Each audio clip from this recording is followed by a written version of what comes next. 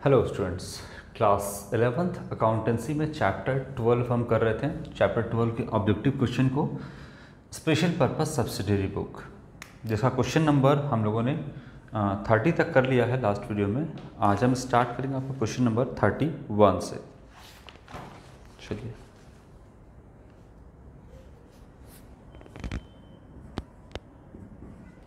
Question number 31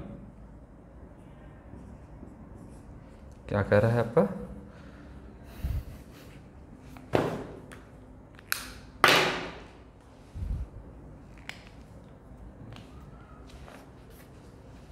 recording is made in purchase book.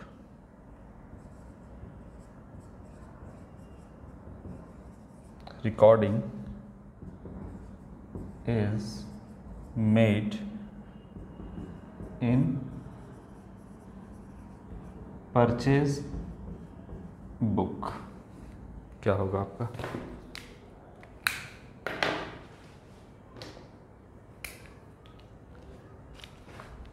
Option A, after deducting trade discount,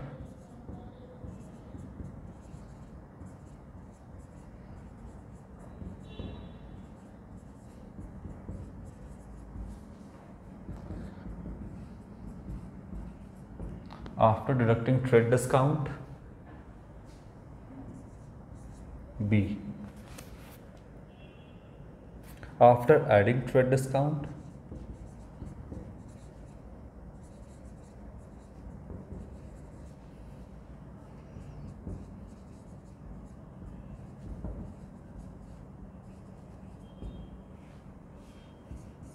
C, after deducting cash discount,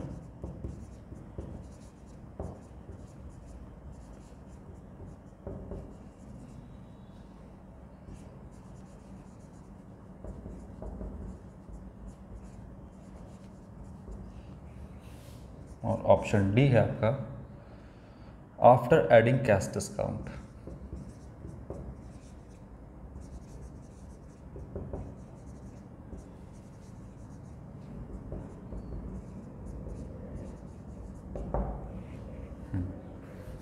क्या होगा इसका answer?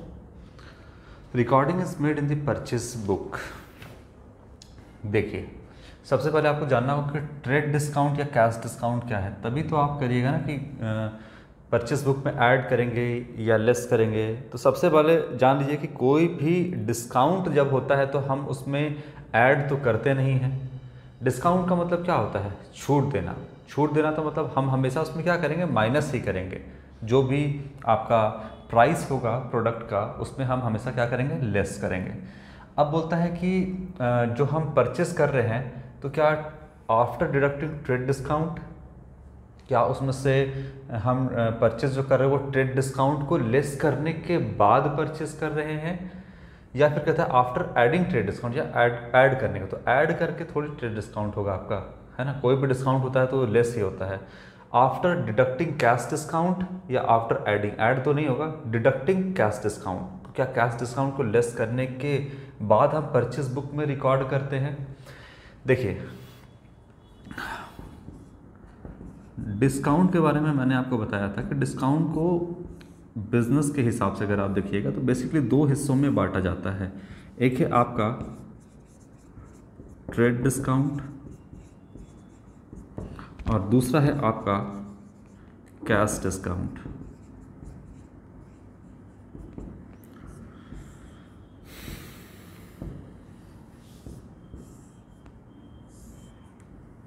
यही आपका trade discount क्या होता है? व्यापारिक छूट। यानी जब कोई रिटेलर होलसेलर के पास, या बोलिए कि अगर उसका पहुंच है तो अगर वो मैन्युफैक्चरर के पास जाता है, बेसिकली रिटेलर जो है वो होलसेलर से गुड्स को परचेस करते हैं।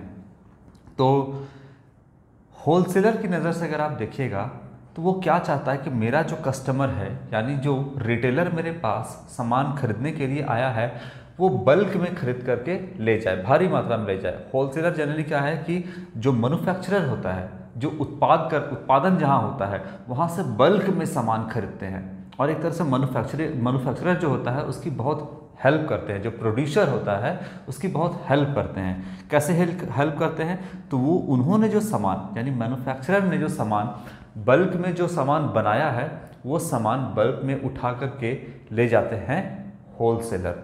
अलग अलग वैरायटी के प्रोडक्ट को बल्क में उठा के ले जाते हैं होलसेलर। तो एक तरह से बोलिए कि मैन्युफैक्चरर की बहुत मदद करते हैं, उनका प्रोडक्ट को बल्क में उठा करके ले जाते हैं। ठीक है, तो मैन्युफैक्चरर क्या करता है, अपने प्रोडक्ट में प्रॉफिट मार्जिन ऐड करके होलसेलर को सेल कर देता है। होलसेलर के पास फिर कौन जाता है? रिटेलर। और रिटेलर के बाद रिटेलर किसको सामान बेचता है? कस्टमर को, अल्टीमेट कस्टमर को। तो देखिए रिटेलर गया होलसेलर के पास। अब होलसेलर क्या करता चाहता है कि जो हम सामान खरीदे हैं मैन्युफैक्चरर से वो रिटेलर बल्क में ले जाए।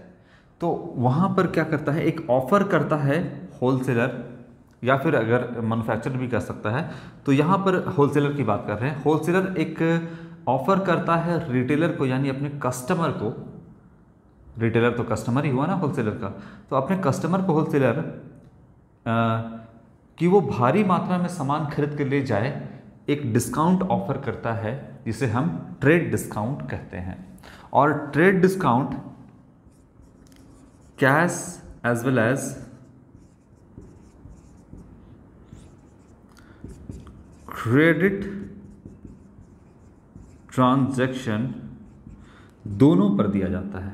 कैश ट्रांजैक्शन हो तो भी दिया जाएगा, क्रेडिट ट्रांजैक्शन हो तो भी होलसेलर रिटेलर को यानी अपने कस्टमर को ट्रेड डिस्काउंट देता है। लेकिन ट्रेड डिस्काउंट का अलग से कोई जर्नल एंट्री हम पास नहीं करते हैं, बल्कि जो मार्क प्राइस है, जो लिस्ट प्राइस है, उसमें से डायरेक्टली हम लेस करते हैं। यानी अगर आप रिटेलर की नज़र से देखो, अगर आप रिटेलर की नज़र से देखो तो रिटेलर जब होलसेलर के पास, यहाँ लिखते हैं, जब होलसेलर के पास सामान खरीदने जाता है तो होलसेलर रिटेलर को ट्रेड डिस्काउंट देता है। और इसके लिए जो इसने सामान परचेस किया है तो इसे अलग से कोई ये जर्नल एंट्री पास नहीं करता है, बल्कि जो मार्क प्राइस है या जो कैटलॉग प्राइस है उससे डायरेक्टली लेस करता है। तो कैसे जर्नल एंट्री बनाएंगे? तो देखिए रिटेलर कैसे बनाएगा, इसने परचेस किया है तो परचेज अकाउंट डेबिट टू, अगर उधार में खरीदा है तो होलसेलर यानी बोलिए सप्लायर या फिर बोलिए क्रेडिटर, कुछ भी बोल सकते हैं, क्रेडिटर ही हुआ ना। खैर परचेस टू कैश, अगर कैश में परचेस किया है तो मान लीजिए कि 10,000 का सामान खरीदा है और 10% ट्रेड डिस्काउंट है। तो बताइए कि कितने का सामान परचेस किया है? 9,000 का। और कितना कैश पे करेगा? 9,000। तो ट्रेड डिस्काउंट लेस कर दिए। कैसे लेस कर दिए? देखिए 10,000 का सामान था, लेस करेंगे 10% ट्रेड डिस्काउंट, तो 10,000 का 10% 1,000 होगा और माइनस कर दिए तो कितना हुआ यहाँ पे? 9,000। क्या ट्रेड डिस्काउंट, इस ट्रेड डिस्काउंट यानी टीडी, ट्रेड डिस्काउंट के अलग से कोई भी हम जर्नल एंट्री पास किए? अलग से कोई जर्नल एंट्री पास नहीं किए, बल्कि हम क्या किए कि इसको मार्क्ड प्राइस या कैटलॉग प्राइस में से डायरेक्टली लेस कर दिए। अब देखिए तो यहाँ पर परचेज बुक, परचेज बुक में हम सामान परचेज करते हैं, कौन वाला? क्रेडिट वाला। तो क्रेडिट में आपका ट्रेड डिस्काउंट तो मिलता ही है, कैश में भी मिलता है और क्रेडिट में भी मिलता है। इसका मतलब अगर आप क्रेडिट में भी खरीदेंगे तो ट्रेड डिस्काउंट मिलेगा। ये बात क्लियर है? अच्छा, ट्रेड डिस्काउंट तो मिलेगा। तो बोलता है कि जब हम परचेज बुक में रिकॉर्ड करते हैं तो परचेज को रिकॉर्ड करते हैं जो परचेज किए, तो आफ्टर डिडक्टिंग ट्रेड डिस्काउंट, हम ट्रेड डिस्काउंट को लेस करने के बाद परचेज बुक में एंटर करते हैं। हम कितना अमाउंट एंटर करेंगे परचेज बुक में? ये 9,000 जो है ये हम परचेज बुक में लिखेंगे। तो यानी ट्रेड डिस्काउंट को माइनस करने के बाद आफ्टर डिडक्टिंग ट्रेड डिस्काउंट हम 9,000 लिखेंगे। यानी परचेज बुक में हम किस अमाउंट को रिकॉर्ड करेंगे? तो आफ्टर डिडक्टिंग ट्रेड डिस्काउंट 1,000 को माइनस करने के बाद जो अमाउंट बचेगा यानी 9,000, इसको रिकॉर्ड करेंगे हम परचेज बुक में। ठीक है, तो ऑप्शन नंबर ए आपका करेक्ट दिख रहा है, सामने से करेक्ट होगा भी आपका। क्वेश्चन नंबर 31 का ए सही है। आफ्टर एडिंग ट्रेड डिस्काउंट, कहाँ ट्रेड डिस्काउंट कभी ऐड किए हैं? ट्रेड डिस्काउंट तो हमेशा लेस ही होता है, माइनस ही होता है। ठीक है ना, तो ट्रेड डिस्काउंट ऐड तो होगा नहीं। After deducting cash discount, cash discount prompt payment करने पे मिलता है। तो अगर मान लीजिए कि यहाँ पर टोटल, ये तो समझ में आ गया ना कि क्वेश्चन नंबर 31 का ऑप्शन ए है, ये तो क्लियर है। अब कैश डिस्काउंट के बारे में तो आपको बताए थे कि प्रॉम्प्ट पेमेंट पे मिलता है। इस क्वेश्चन का आंसर ए आप यहाँ पर जान लो, ट्रेड डिस्काउंट के बारे में पूछ रहा था। ट्रेड डिस्काउंट को डिडक्ट करने के बाद ही हम परचेज बुक में लिखते हैं, ठीक है। और क्या आप ये बताओ कि क्या आपका परचेज बुक में कैश डिस्काउंट आएगा? नहीं आएगा। क्यों नहीं आएगा? क्योंकि जो कैश डिस्काउंट होता है वो कैश पेमेंट पे बनता है।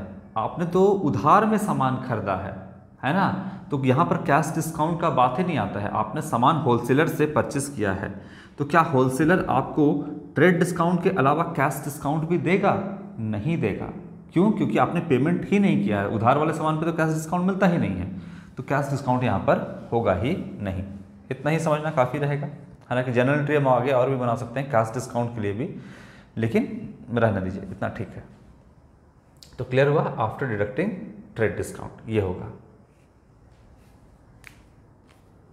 बोलिए, क्वेश्चन नंबर 31 समझ में आ गया? अब question number 32।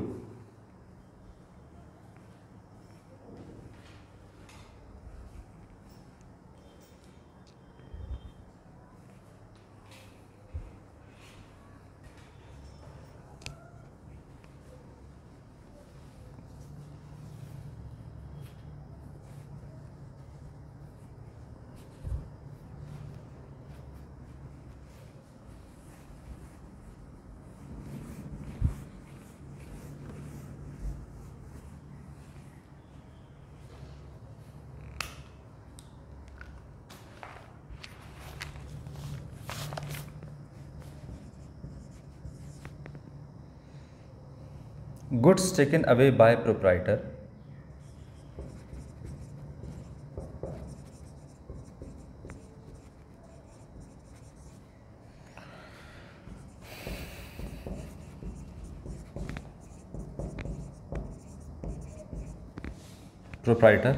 from the business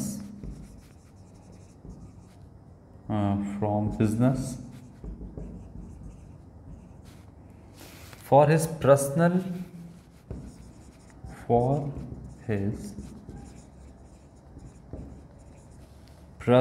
use will be recorded in, कहाँ रिकॉर्ड करेंगे? Option A purchase book, B sales book, C journal proper, और D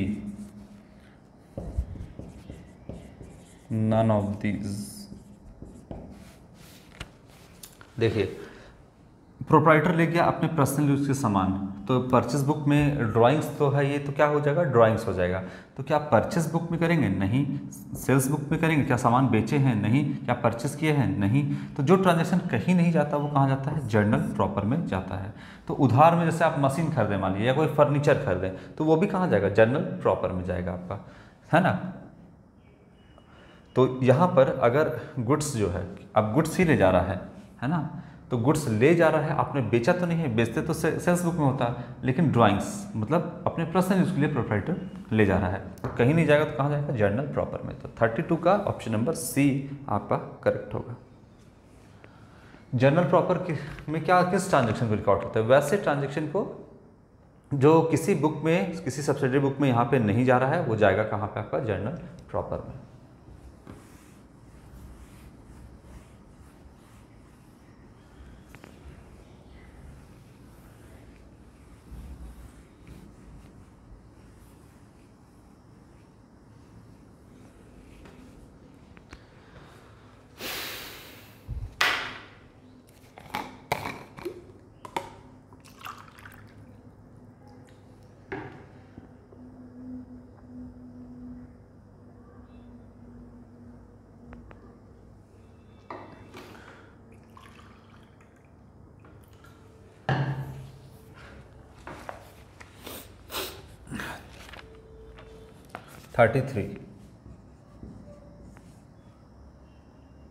total of sales book will B,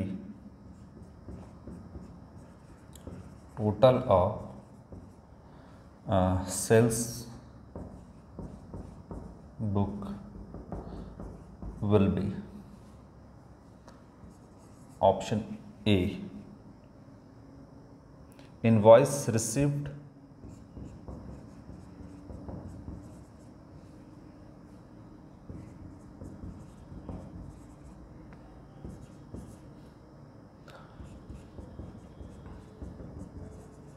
invoice sent out, C credit note sent out,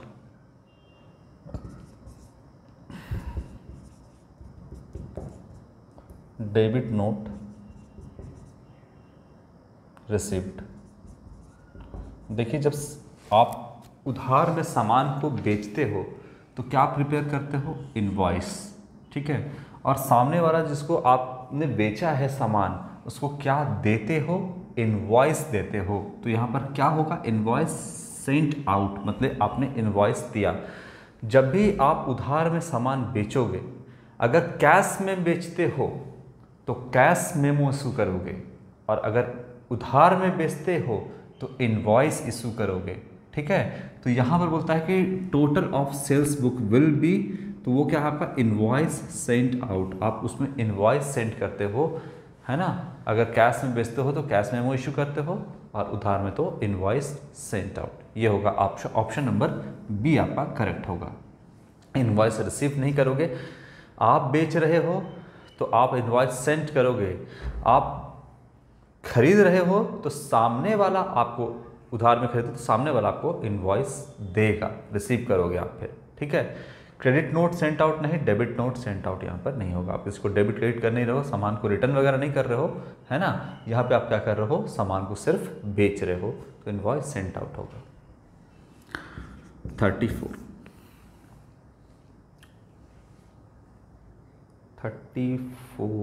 अच्छा ये 33 कर दिया मैंने।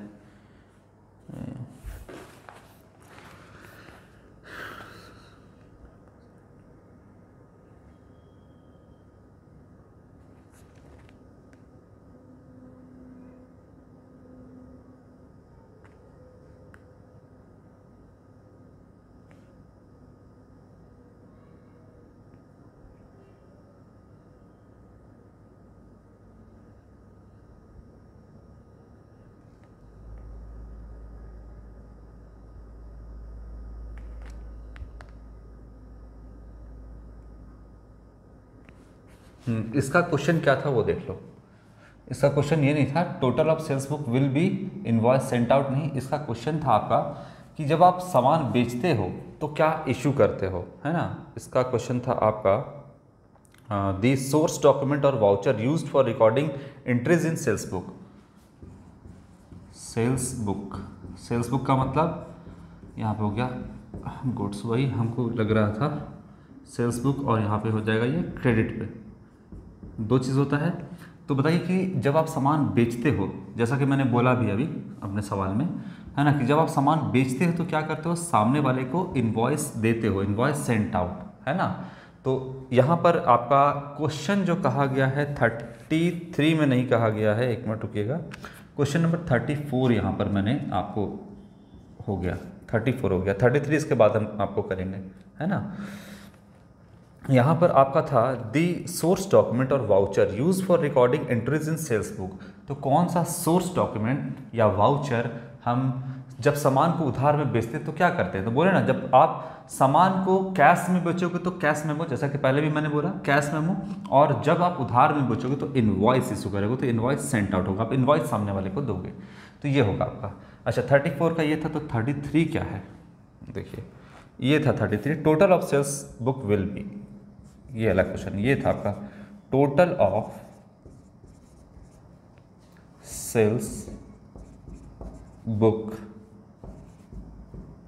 Will be, total of sales book will be, क्या करोगे आप इसका? ये समझ में आ गया ना। सेल करोगे तो आप इनवॉइस इशू करोगे, और जब क्रेडिट में सेल करोगे तो इनवॉइस, और जब आप कैश में सेल करोगे तो कैश मेमो इशू करोगे। 33 बाद में, चलिए 33 अब हम देखते हैं। Total of sales book will be in, सीधा लिखते हैं, डेबिट साइड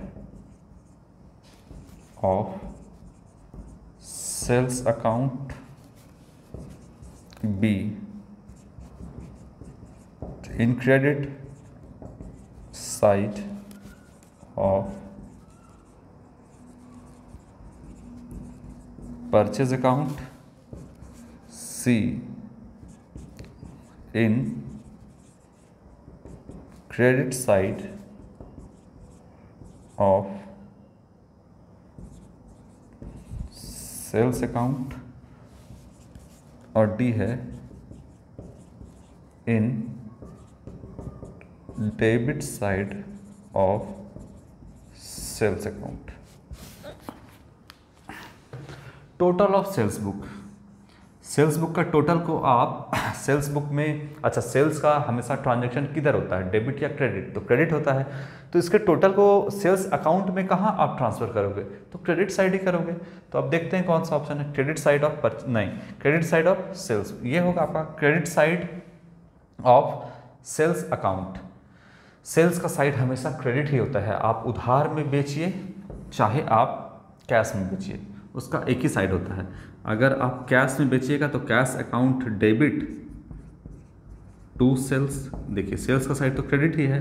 अगर आप क्रेडिट में बेचिएगा, उधार में बेचिएगा, तो होगा आपका debtors account debit to sales. तो सेल्स तो हमेशा क्रेडिट ही रहेगा, चाहे आप उधार में बेचिए चाहे आप कैश में बेचिए।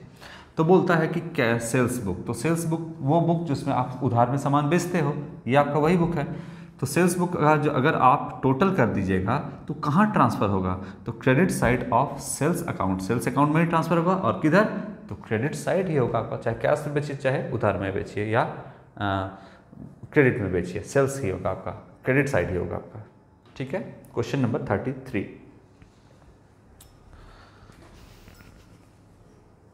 33 के बाद 34।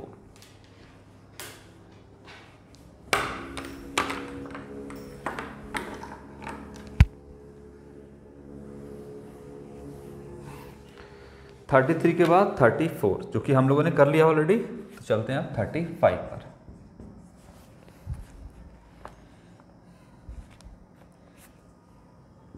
A dash is sent to the customer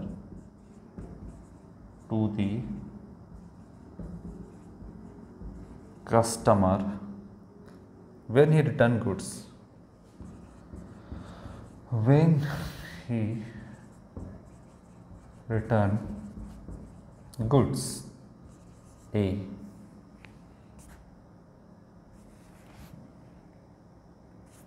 debit note,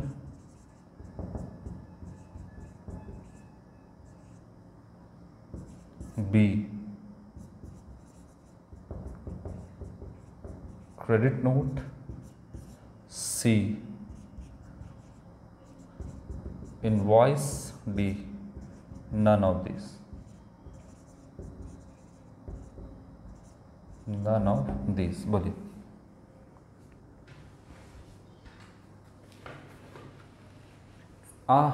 dash is sent to the customer when he return goods. जब कस्टमर सामान को रिटर्न करता है तो उसे आप क्या भेजते हैं, क्रेडिट नोट, बी होगा आपका। कैसे, जब आप कस्टमर को सामान बेचते हैं तो क्या करते हैं, कस्टमर या फिर कस्टमर को ही क्या बोलते हैं, अगर उधार में बेचे तो डेटर, है ना, तो कस्टमर्स बोलिए या डेटर्स अकाउंट को डेबिट करते हैं टू सेल्स। ठीक है, ठीक है। अब वो सामान रिटर्न कर दिया है तो क्रेडिट नोट क्यों, क्योंकि अब जब रिटर्न किया है तो एंट्री क्या बनाएंगे, एंट्री बनाएंगे आप सेल्स रिटर्न अकाउंट डेबिट, और किसने किया है तो कस्टमर या डेटर अकाउंट,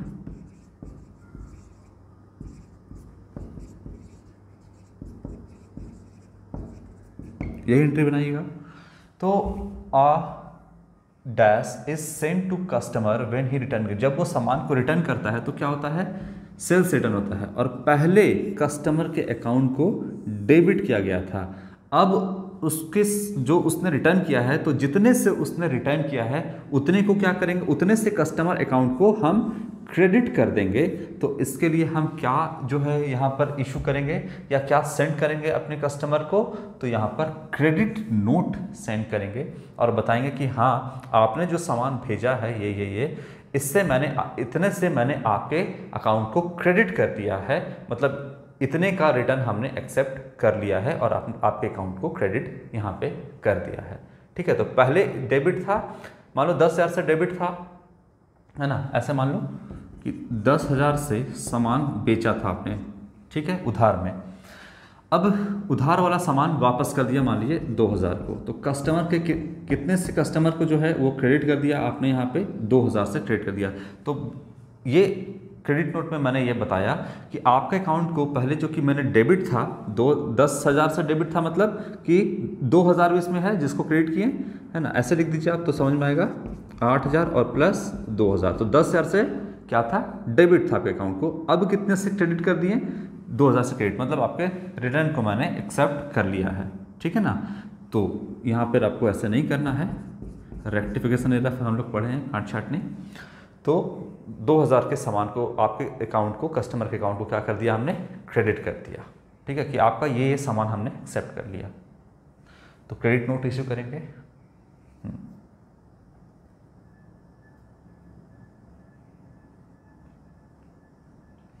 क्वेश्चन नंबर 36,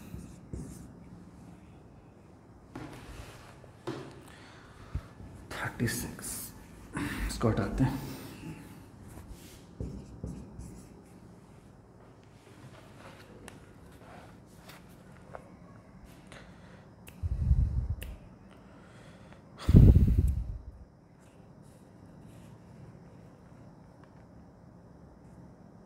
देखिए पहले 37 नंबर हम थोड़ा सा क्वेश्चन सॉल्व कर लेते हैं ताकि इस क्वेश्चन को हम डिटेल में समझा सकें। 36 के बाद 37 बोलता है कि purchase of furniture on credit, है ना, फर्नीचर परचेज किए हैं on credit.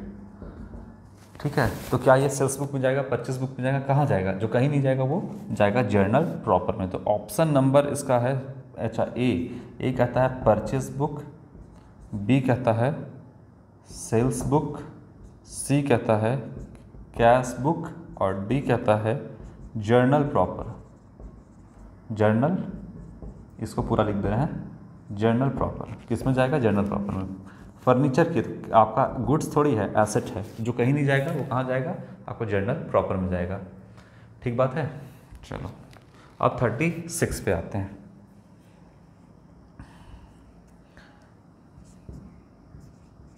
The total of sales day book, sales day book भी से बोल सकते हैं, सेल्स बुक भी बोलेंगे से, इज ₹25,000। ठीक, ₹5,000 वर रिकवर्ड, है ना, recovered from debtors, recovered from debtors. ठीक, समझाएंगे इसको। Then balance of sales day book will be transferred, हाँ ना, यह लिखता है transferred at which amount। ठीक है, ए कहता है रुपीज़, यहाँ लिखते हैं ₹25,000, बी कहता है ₹5000, सी कह रहा है आपका ₹20,000 और डी कहता है ₹10,000। बोलिए क्या होगा आपका?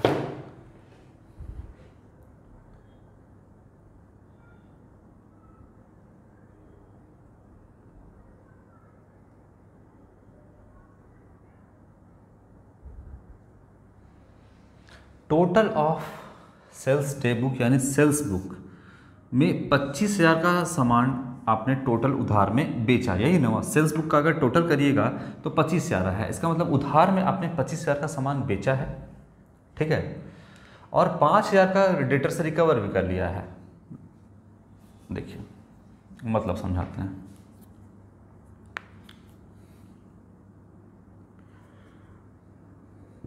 एसेट्स इज इक्वल टू, थोड़ा और दूर कर देते हैं, कैपिटल प्लस लाइबिलिटीज। ये तो आप जानते हो।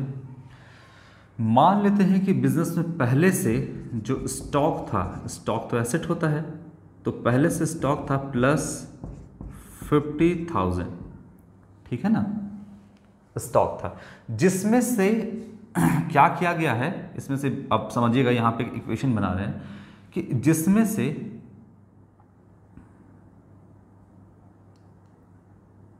चलिए स्टॉक को हम 25 ही मानते हैं, हटाइए, 25,000 का स्टॉक है और हमने क्या किया, इस 25,000 के सामान को पूरा का पूरा उधार में बेच दिया। जब उधार में बेचिएगा तो स्टॉक माइनस होगा, क्रेडिट में बेचिए या कैश में बेचिए, सामान तो आपका जाएगा ही ना, तो स्टॉक 25,000 से घट जाएगा।